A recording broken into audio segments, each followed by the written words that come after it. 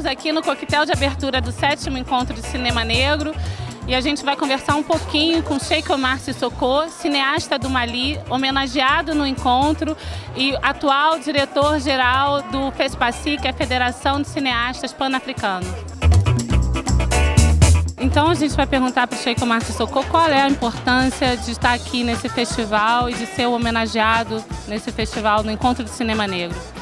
L'importance de la rencontre de Rio de Janeiro est très importante et très grande parce qu'elle va permettre aux cinéastes du Brésil, aux cinéastes du continent africain de se rencontrer, de se parler et de mieux assurer la passerelle entre le continent latino-américain et le continent africain, como le voulait Zosimo Bulbul. Como você compreende a figura do Zosimo Bulbul? Queria que você falasse um pouco mais disso. Zosimo Bulbul avait une préoccupation: comment amener les êtres humains à se comprendre, à se rencontrer et à accepter la différence. Comment arriver à faire connaître la culture noire? Comment arriver à faire la connexion entre l'Afrique et le Brésil?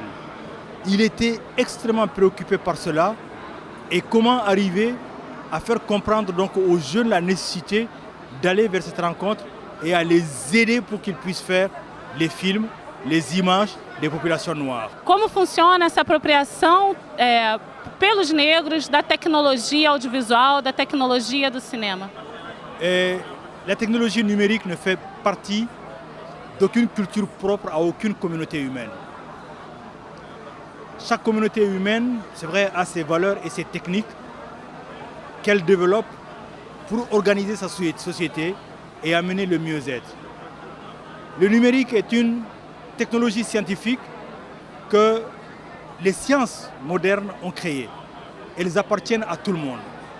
Et elle a cette facilité donc, d'être à la portée donc, de l'intelligence humaine.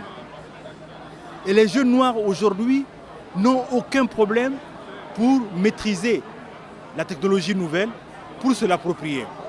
Et d'ailleurs aujourd'hui, les cinémas du continent africain ont adopté entièrement le numérique parce qu'elle est facile à maîtriser, elle est moins coûteuse et elle permet vraiment donc de parler de l'Afrique, de ses problèmes économiques, de ses problèmes politiques et de sa riche culture, plutôt de ses riches cultures diversifiées.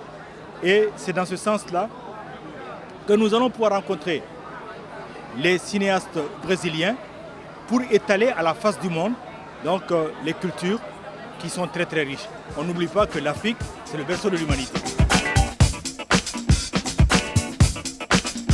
Na verdade, a cultura digital é uma cultura que está no mundo, né, em diferentes culturas e que, bom, vou resumir, em linhas gerais, no continente africano ela também promove transformações porque permite à juventude de se apropriar das imagens e de falar de si próprio, né, e de mostrar a diversidade do continente, né, a partir de um discurso autoral.